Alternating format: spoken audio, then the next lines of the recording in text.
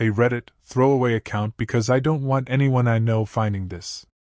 I'm 38, married for 10 years, and have 2 kids, ages 7 and 4. By all accounts, my life looked normal. Pretty boring, even.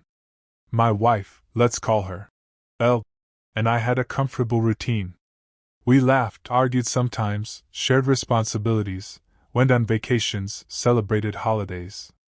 Nothing wild, nothing extraordinary. Just life. I used to think we were solid. We had this rhythm, this understanding that felt safe. I trusted her completely, or at least I thought I did. I never suspected she would intentionally hurt me. Maybe that's part of why it all hit so hard. I've never cheated. Not even close. Loyalty was non-negotiable for me. And I thought she felt the same way. We weren't perfect, of course. Every marriage has its ups and downs. But I believed the foundation of ours was strong. What I didn't realize was that some cracks were forming quietly, almost invisibly. Small changes, little lies I brushed off.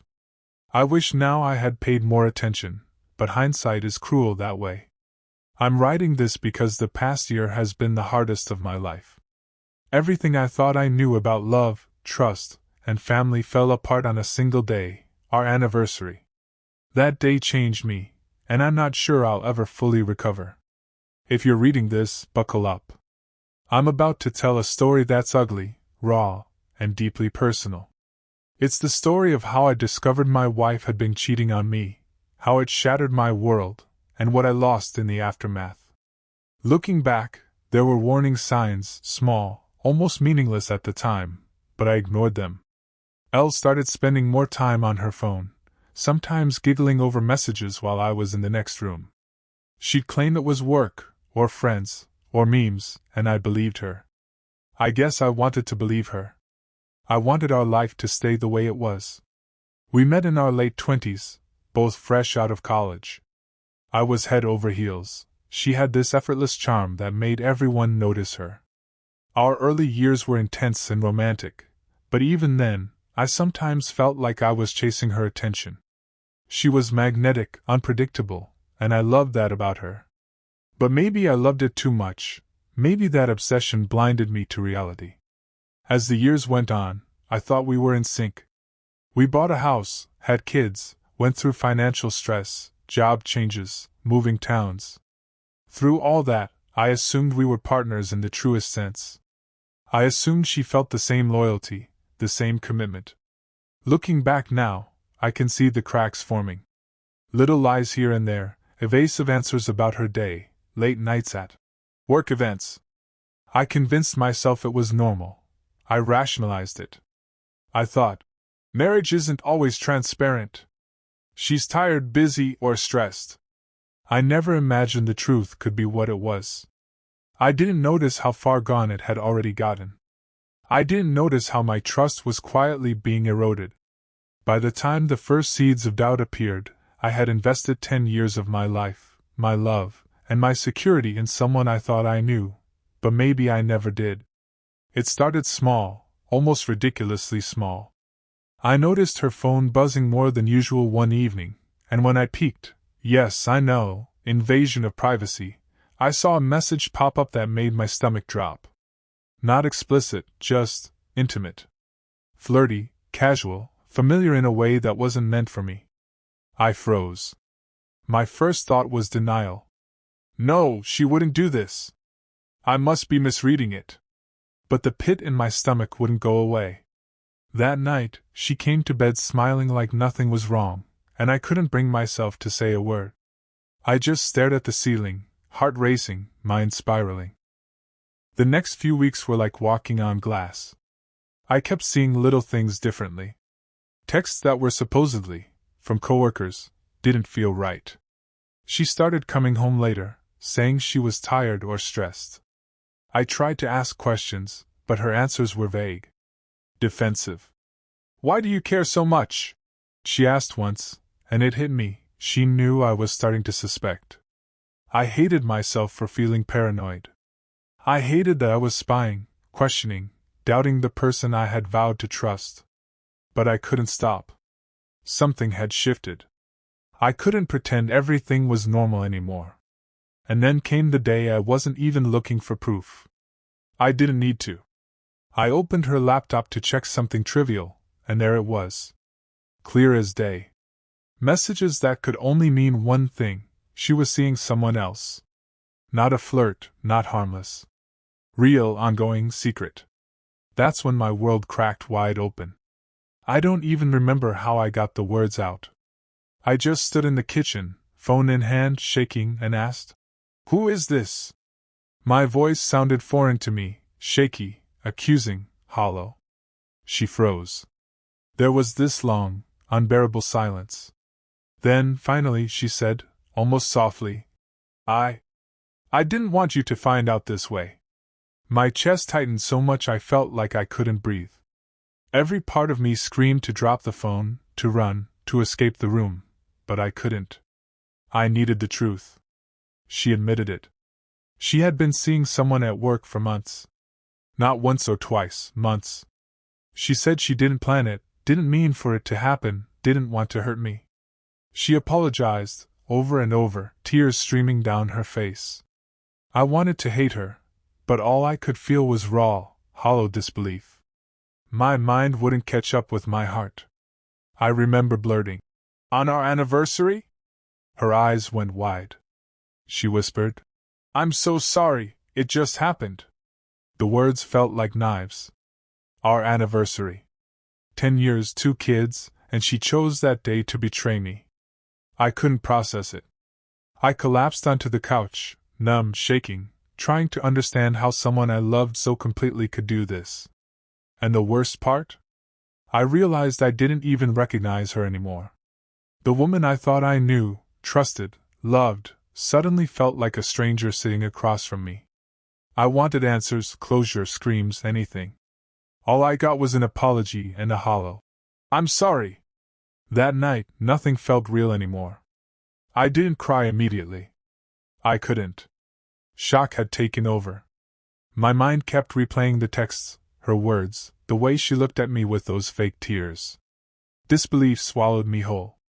I kept asking myself, how did I miss this? How could I have been so blind? Anger hit next, hot and uncontrollable. I wanted to throw things, scream, punch walls, anything to release the rage bubbling inside me. But I couldn't. I was trapped in my own body, trapped by the betrayal, by the knowledge that the person I loved more than anything had chosen someone else over me. Shame crept in after that. I felt stupid for trusting her, for letting myself be vulnerable. I even blamed myself in some twisted way. Was I boring? Did I not make her happy? Those thoughts gnawed at me, relentless. The kids were asleep, thankfully. I couldn't imagine facing them with this knowledge. The thought of their little faces, of trying to act normal, made my chest tighten even more. Sleep didn't come. I paced the living room, stared at the ceiling, and tried to scream into the darkness, but the sound got stuck in my throat. My heart was pounding, my hands trembling, and every memory of our life together suddenly felt tainted, like a photograph that had been smeared with ink. I didn't know how to feel. Grief, anger, betrayal, loss, they all collided inside me at once. I wanted to run from my own house, my own life, but I couldn't. I was stuck in the aftermath of a revelation I wasn't ready to face, and I knew nothing would ever feel the same again. The next morning, I couldn't hold it in anymore. I had to hear it from her, not just from messages or cold screens. I found her in the kitchen, coffee in hand, pretending like everything was normal. I didn't bother with small talk. "Who is he?" I asked, my voice trembling with fury. She flinched. It's someone from work," she said quietly, avoiding my eyes. I felt like my chest was being crushed. "Months? Months of lies? How long were you planning to keep this from me?" I shouted. My hands were shaking, my face probably red. I couldn't control the anger, the hurt, the disbelief. She tried to explain, to justify, to tell me she didn't mean for it to happen, and that it just happened. Every word felt like another slap. I wanted to scream, to hit something, to make her feel even a fraction of what I felt. She was crying now, pleading, begging me to understand, saying she loved me, that it was a mistake, that she was sorry. I don't think either of us really listened to the other. I was too broken, too enraged, too consumed by betrayal. I kept asking, "Do you even care about what you've done? About what this does to me, to us, to the kids?" Her silence, her guilt, and her tears didn't make me feel better. They made it worse. Because even with her apology, I realized the trust that had built our life, the invisible thread holding us together, was shredded. And I didn't know if it could ever be repaired. That confrontation ended in silence. Not peace, not resolution. Just emptiness, and the heavy knowledge that our marriage had changed forever. After that day, I felt like I'd been hit by a truck, and then run over again. I couldn't focus at work, at home, anywhere. Everything reminded me of her betrayal. The couch where we used to cuddle, the coffee mug she left by the sink, even our kids' laughter. It was all a reminder that the person I trusted most had chosen someone else. I oscillated between rage and despair. Some days I wanted to scream until my lungs gave out.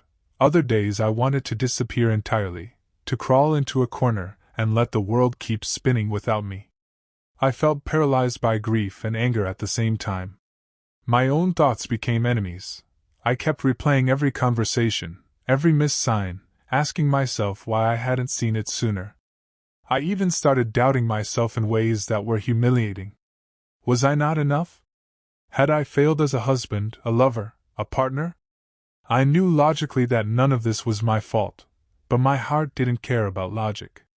It just ached constantly, relentlessly. Sleep became nearly impossible. Nights were filled with visions of her with him, imagining the intimate moments I would never share with her again. I couldn't eat properly, couldn't concentrate, and I found myself withdrawing from friends and family.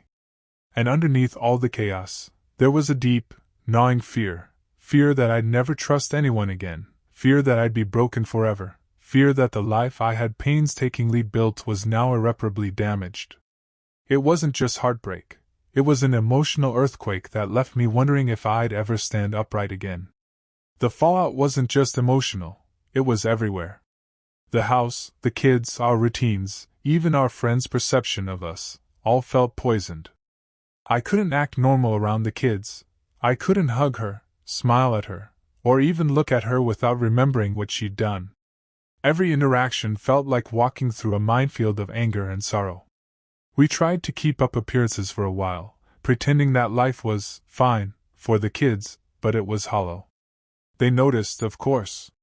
Their questions were innocent but piercing. "Why do you and Mommy fight? Why are you sad?" I had no answers. Every lie to protect them felt like another betrayal layered on top of the first. Work suffered too. I'd catch myself spacing out, staring at walls, replaying the texts and her confessions. I couldn't concentrate. I made mistakes I never would have made before. Friends noticed my absence, my irritability, my withdrawal. I didn't blame them for backing off. It was easier than explaining. Our social life crumbled. Shared friends became awkward. I stopped going to the usual gatherings, stopped taking calls from people who asked about her. My reputation, my sense of identity as a husband, was shredded. Even financially it became tense. Every decision, from groceries to bills, felt heavy. There was constant tension, a silent battle over who we were, who we had been, and who we might become. And internally, I realized something frightening. Even if she never left, even if she swore it would never happen again, I wasn't the same man. Trust, once broken, leaves a scar you can't cover up. I felt permanently altered, fragile, uncertain. After months of turmoil, arguments, and teetering back and forth, we made a decision, or at least I tried to. Separation. Not because I wanted it, but because staying together felt like walking on broken glass every single day. We moved into separate bedrooms for months, then eventually, I rented an apartment nearby. We were technically still married, technically still trying, but the distance was undeniable. She begged for forgiveness, promised it wouldn't happen again, claimed she loved me and the kids. Part of me wanted to believe her. I desperately did. But every time I saw her, that thread of betrayal tugged at me, reminding me that what she had done wasn't just a mistake, it was a choice. And I couldn't unchoose it. The kids became the hardest part. I hated that our mess had seeped into their lives, that they felt tension they shouldn't have had to feel. Co-parenting was awkward and painful. I had to plaster on a smile, pretend for them, while inside I was still reeling from the collapse of our marriage. I tried therapy, tried pouring myself into work, tried distractions, but the scars remained. The marriage didn't officially end for years, dragged out by indecision, hope, and the faintest desire that maybe, somehow, things could return to normal. But nothing truly returned to normal. Some days I feel anger. Some days sadness. Some days numbness. And sometimes, late at night, I still imagine that anniversary, the texts, her face, and I feel my world fall apart all over again. Looking back, I still can't believe it happened. 10 years of marriage, 2 kids, a life I thought was stable, and it all unraveled in one brutal moment. I replay it constantly, not because I want to, but because my brain refuses to let go. That day, the text, her confession, the confrontation, it's burned into me, a permanent scar I can't scrub away. I've learned a few things, painfully. Trust is fragile. You can't ignore warning signs, no matter how small. And even love, even the kind that feels unshakable, can't always protect you from betrayal. I also learned that sometimes, no matter how much you want to fix something, some breaks are irreparable.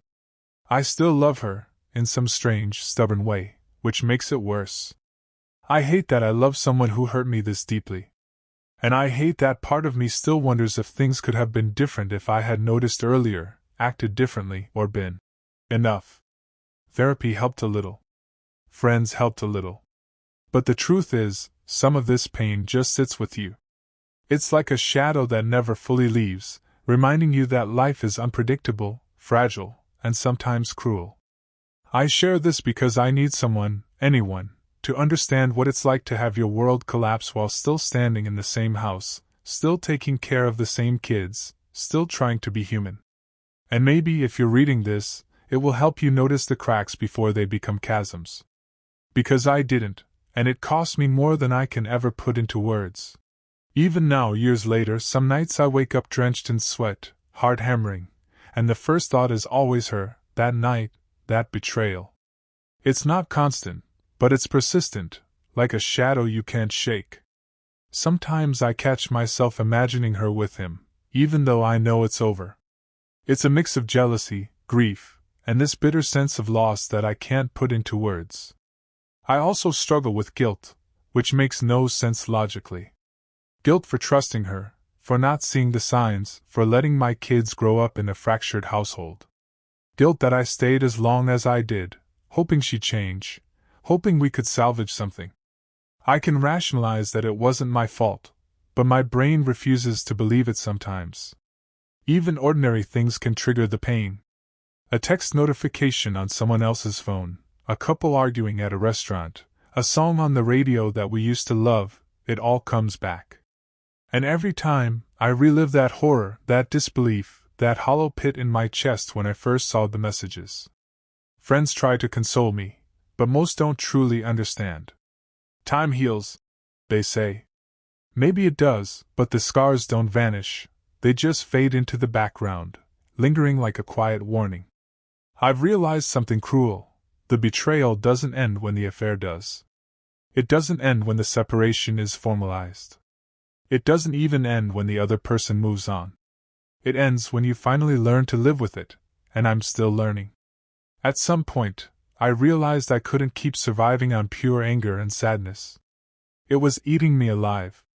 So I started trying things, anything, that might dull the edge.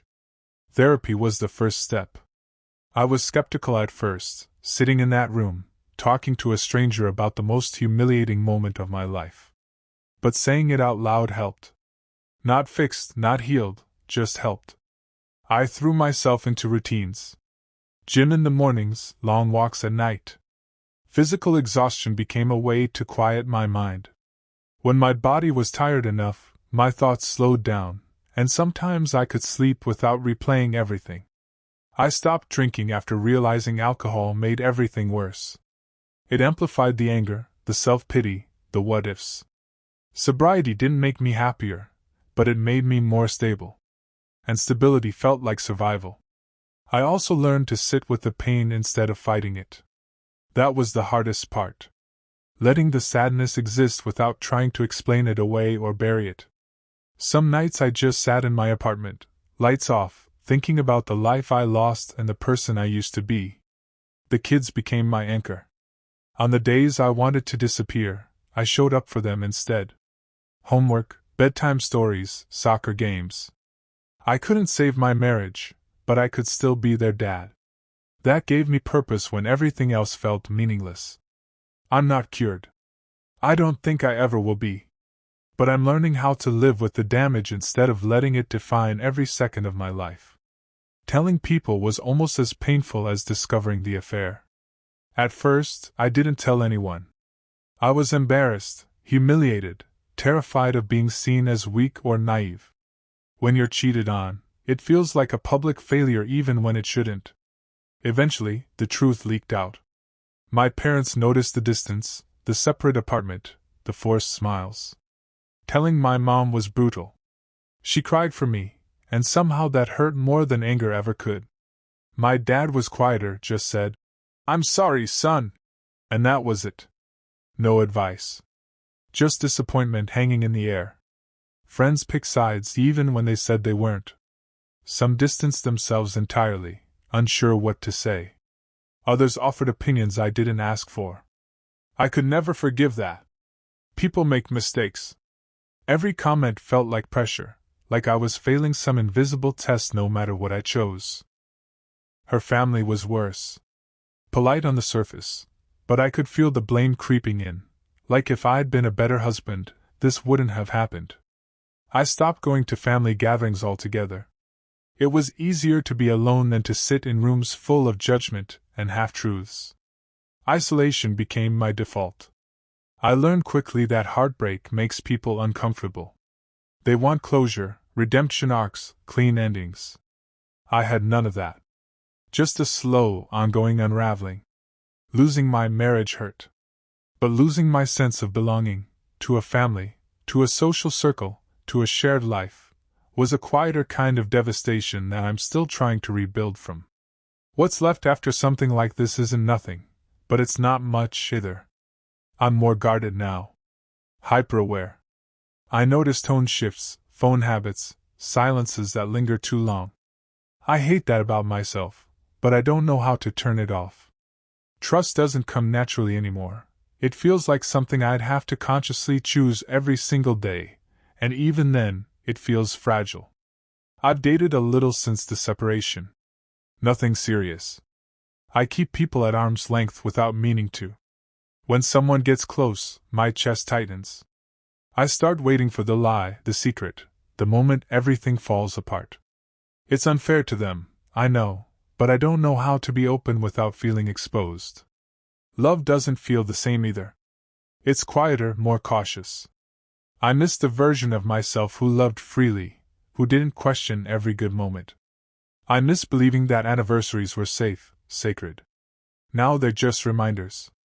There are days I feel stronger, proud even, that I survived something that nearly destroyed me. And then there are days when I feel permanently damaged, like something essential was taken from me and can't be replaced. Both versions exist at the same time. What remains most clearly is this: I'm still here. Still showing up for my kids. Still trying to build something meaningful out of what's left. I don't know if I'll ever fully trust again, or love without fear, but I'm learning how to live anyway. If I could go back to the person I was before all this, I don't think I'd warn him. Not because I wouldn't want to spare him the pain, but because I don't think he'd believe me. I was so sure.